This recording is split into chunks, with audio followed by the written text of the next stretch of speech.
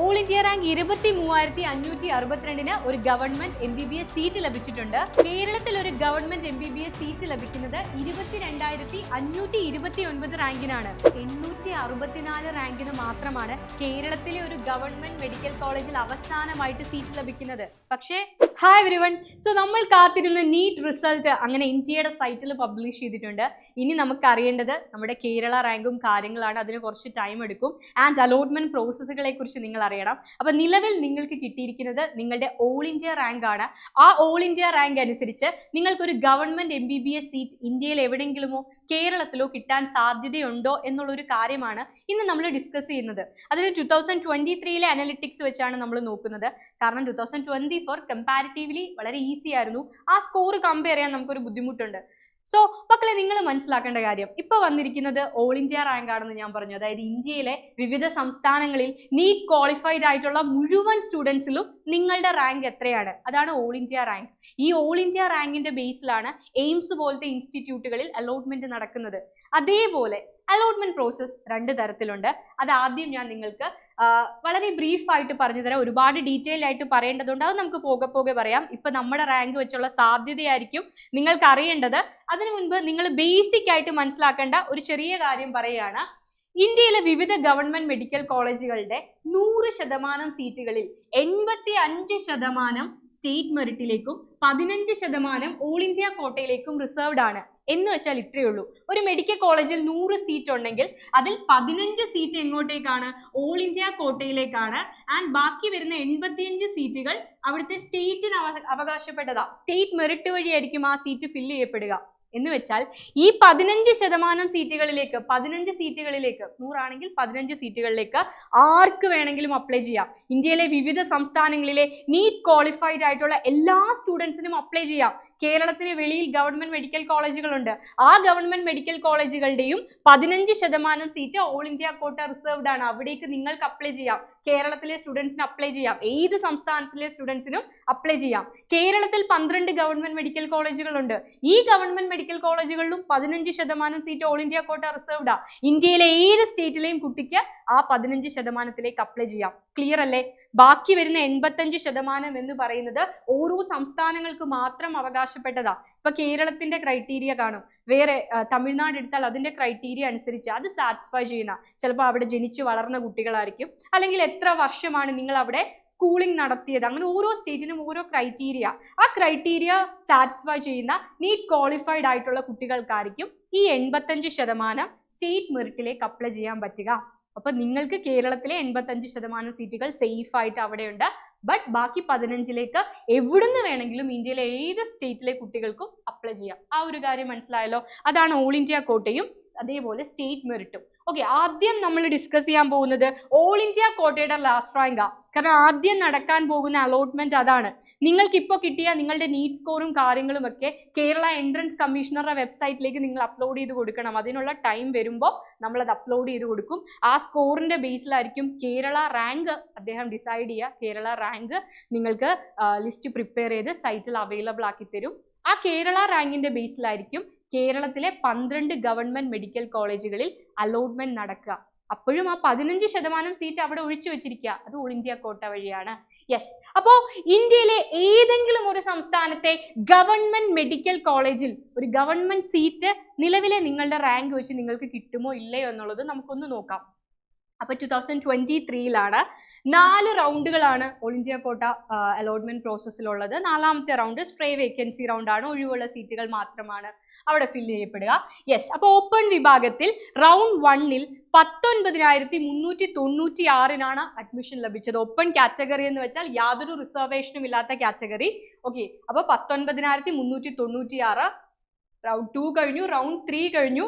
Round 4 end ചെയ്യുമ്പോൾ 23,562 round 4-ൽ അന്ന് admission ലഭിക്കുന്നത്. കുട്ടിയുടെ സ്കോർ, നീറ്റ് സ്കോർ 610 610 അന്ന് അഡ്മിഷൻ ലഭിക്കുന്നത്. സ്കോർ കമ്പയർ ചെയ്യേണ്ട, സ്കോർ വളരെ വ്യത്യാസമാണുള്ളത്. ഇപ്പോൾ 2024 നമ്മൾ നോക്കുകയാണെങ്കിൽ 720 ഔട്ട് ഓഫ് 720 ആണ് ഫസ്റ്റ് റാങ്കിന് കിട്ടിയത്. പക്ഷെ ഇത്തവണത്തെ ഫസ്റ്റ് റാങ്കിന്റെ സ്കോർ അതല്ല, വളരെ വലിയ ഡിഫറൻസ് ആണുള്ളത്.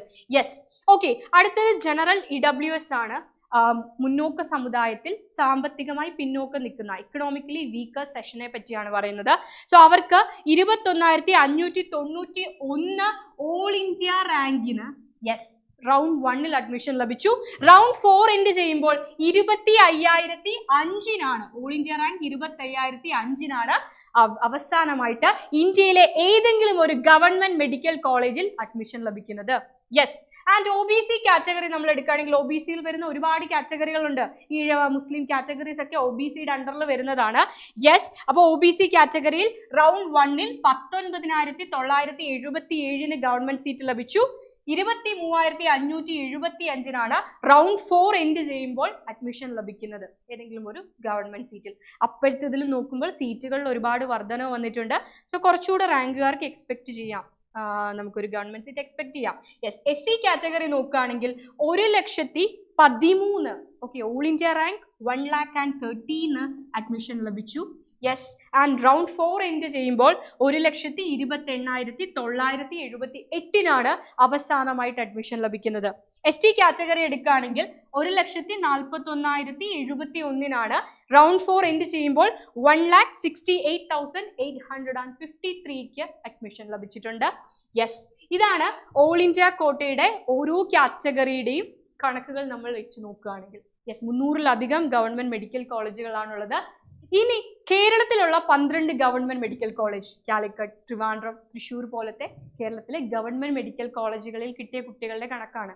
മക്കളെ നിങ്ങൾക്കറിയാം 85% സീറ്റുകൾ എങ്ങനെയാണ് ഫില്ല് ചെയ്യുക? നമ്മുടെ സിയുടെ വെബ്സൈറ്റ് വഴി, കേരള എൻട്രൻസ് കമ്മീഷണറുടെ വെബ്സൈറ്റ് വഴിയാണ് ഫില്ല് ചെയ്യപ്പെടുക. ആ ഒരു റാങ്ക് ലിസ്റ്റിന്റെ ബേസിലാണ് ഫില്ല് ചെയ്യപ്പെടുക. ബാക്കി 15% സീറ്റുകൾ ഫില്ല് ചെയ്യുന്നത് ഓൾ ഇന്ത്യ കോട്ട വഴിയാണ്. ആ 15% സീറ്റിന്റെ കാര്യമാണ് ഈ പറയുന്നത്. കേരളത്തിലെ ഇപ്പൊ കോഴിക്കോട് കാലിക്കറ്റ് മെഡിക്കൽ കോളേജിൽ 15% സീറ്റുകൾ എന്തുണ്ട്? ഓൾ ഇന്ത്യ കോട്ട വഴിയാണ്. അതിൽ തമിഴ്നാട്ടിലെ കുട്ടി അപ്ലൈ ചെയ്യും, ആന്ധ്രയിലെ കുട്ടി അപ്ലൈ ചെയ്യും. ആ ഒരു സീറ്റിനെ പറ്റിയാണ് നമ്മൾ പറയുന്നത്. ഓപ്പൺ വിഭാഗം റൗണ്ട് 1-ൽ 8,339-നാണ് കേരളത്തിൽ കഴിഞ്ഞ വർഷം 2023-ൽ അവസാനമായിട്ട് അഡ്മിഷൻ ലഭിക്കുന്നത്. റൗണ്ട് 4 എൻഡ് ചെയ്യുമ്പോൾ 22,529. ആ റൗണ്ട് നമുക്ക് കണക്കാക്കേണ്ട. റൗണ്ട് 3 തന്നെ നോക്കാം. 14,958-നാണ് റൗണ്ട് 3 അത്രയാണ് മെയിൻ റൗണ്ടുകൾ. സോ റൗണ്ട് 3-ൽ കിട്ടുന്നത് 14,958-നാണ്. ആൻഡ് ജനറൽ EWS കൺസിഡർ ചെയ്യുകയാണെങ്കിൽ റൗണ്ട് 3 എൻഡ് ചെയ്തപ്പോൾ 24,284 റാങ്കുകാരന് വരെ കേരളത്തിലെ 12 ഗവൺമെന്റ് മെഡിക്കൽ കോളേജുകളിൽ ഒരു സീറ്റ് ലഭിച്ചിട്ടുണ്ട്. 15% സീറ്റുകളുടെ മാത്രം കാര്യമാണ്. ബാക്കി 85% അവിടെ കിടപ്പുണ്ട്. അതിന് കേരള റാങ്ക് പബ്ലിഷ് ചെയ്യണം. ആൻഡ് OBC കാറ്റഗറി നോക്കുകയാണെങ്കിൽ ഫസ്റ്റ് റൗണ്ടിൽ 9,503 വരെയാണെങ്കിൽ റൗണ്ട് 3 എൻഡ് ചെയ്യുമ്പോൾ 15,564-നും റൗണ്ട് 4 എൻഡ് ചെയ്യുമ്പോൾ 24,978-നും അഡ്മിഷൻ ലഭിച്ചു. SC കാറ്റഗറി നോക്കുകയാണെങ്കിൽ 85,932 വരെ റൗണ്ട് 1-ൽ അഡ്മിഷൻ ലഭിച്ചപ്പോൾ 1,20,907-നാണ് ലാസ്റ്റ് റൗണ്ടിൽ അഡ്മിഷൻ ലഭിക്കുന്നത്.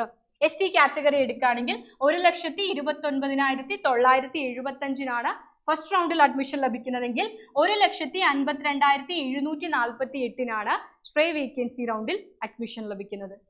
ഇതാണ് ഓൾ ഇന്ത്യ കോട്ടയുടെ കണക്കുകൾ. ഓൾ ഇന്ത്യ കോട്ട എന്ന് പറയുന്നത് കേരളത്തിലെ 12 ഗവൺമെന്റ് മെഡിക്കൽ കോളേജാണ് നമ്മൾ രണ്ടാമത് ഡിസ്കസ് ചെയ്തത്. ആദ്യം ഡിസ്കസ് ചെയ്തത് ഇന്ത്യയിലെ മുഴുവൻ ഗവൺമെന്റ് മെഡിക്കൽ കോളേജുകളെയും കുറിച്ചാണ്. ഇനി കേരളത്തിലെ ഓൾ ഇന്ത്യ കോട്ട വഴി എടുക്കുന്ന സീറ്റിൽ കിട്ടാൻ എത്ര റാങ്ക് വേണം എന്നാണ് രണ്ടാമത് ഡിസ്കസ് ചെയ്തത്. ആൻഡ് ഈ കണക്കുകൾ എന്താണെന്ന് ചോദിച്ചാൽ 85% സീറ്റുകൾ കേരളത്തിൽ ബാക്കി വരുന്ന ഓൾ ഇന്ത്യ കോട്ടയിലേക്ക് മാറ്റിവെക്കുന്നതല്ലാത്ത കേരളത്തിലെ 85, കേരളത്തിന് മാത്രം അവകാശപ്പെട്ട 85% സീറ്റുകളുടെ ലാസ്റ്റ് റാങ്ക് ആണ്. ഇത് കേരള റാങ്ക് ആണ്. ഞാൻ ഓൾറെഡി പറഞ്ഞു, എൻട്രൻസ് കമ്മീഷണറുടെ വെബ്സൈറ്റിൽ കയറി നമ്മൾ മാർക്കുകൾ അപ്ലോഡ് ചെയ്ത് കൊടുത്ത് അതിനുശേഷം അതിൻ്റെ വെരിഫിക്കേഷനും കാര്യങ്ങൾക്കും ഒക്കെ ശേഷമായിരിക്കും ഈ കാണുന്ന നിങ്ങളുടെ കേരള റാങ്ക് ജനറേറ്റ് ചെയ്യപ്പെടുക. കേരള റാങ്ക് വന്നാൽ എന്തായാലും കേരളത്തിൽ ഒരു സീറ്റ് കിട്ടുമോ ഇല്ലയോ എന്നുള്ളത് നമുക്ക് തീർച്ചയായും അനലൈസ് ചെയ്ത് നോക്കാൻ പറ്റും. എനിവേ നമുക്ക് മുൻ വർഷത്തെ കാര്യം ഒന്ന് നോക്കാം. ഓൾ ഇന്ത്യ റാങ്ക് 10,016-ന്, കേരള റാങ്ക് അന്ന് 864 അഡ്മിഷൻ ലഭിച്ചിട്ടുണ്ട്. ഒരു ഗവൺമെന്റ് മെഡിക്കൽ കോളേജിൽ അഡ്മിഷൻ ലഭിച്ചിട്ടുണ്ട് കേരളത്തിലെ. ആൻഡ് ഇക്കണോമിക്കലി വീക്കർ സെഷൻ നോക്കുകയാണെങ്കിൽ 38,115 ഓൾ ഇന്ത്യ റാങ്ക്. അന്ന് കേരള റാങ്ക് കുട്ടിക്ക് വന്നത് 3334 അഡ്മിഷൻ ലഭിച്ചിട്ടുണ്ട്. ഈഴവ കാറ്റഗറി നോക്കുകയാണെങ്കിൽ 22,296 കുട്ടിയുടെ all India rank. Yes, all India rank നിലവിൽ വന്നിരിക്കുന്നത് നിങ്ങളുടെ ഓൾ ഇന്ത്യ റാങ്ക് ആണ്. അന്ന് കുട്ടിക്ക് കേരള റാങ്ക് വന്നത് 1722 കുട്ടിക്ക് അഡ്മിഷൻ ലഭിച്ചു. യെസ്, മുസ്ലിം കാറ്റഗറി നോക്കുകയാണെങ്കിൽ all India rank 15,448, Kerala rank 1313 admission ലഭിച്ചു. യെസ്, കേരള റാങ്ക് വന്നാൽ മാത്രമേ നമുക്ക് ഈ കാര്യങ്ങൾ ഈസി ആയിട്ട് പറയാൻ പറ്റൂ. പക്ഷെ ഓൾ ഇന്ത്യ കോട്ട വഴിയുള്ള അഡ്മിഷൻ ഈസി ആയിട്ട് നമുക്ക് പറയാൻ പറ്റും. കേരളത്തിലുള്ള 85% സീറ്റിന്റെ കാര്യം കേരള റാങ്ക് വന്നാൽ നമുക്ക് ക്ലിയർ ആയിട്ട് പറയാം. ഓക്കെ, ബാക്ക്വേർഡ് ഹിന്ദു നോക്കുകയാണെങ്കിൽ 33,470 all India rank, Kerala rank 2,915. Yes, and next category LA കാറ്റഗറിയാണ്. 53,418 all India rank, Kerala rank 4,698. DV category Dheevara 74,677, Kerala rank കുട്ടിക്ക് 6,519. VK category 25,841, Kerala rank 2,154. BX backward Christian ആണ്.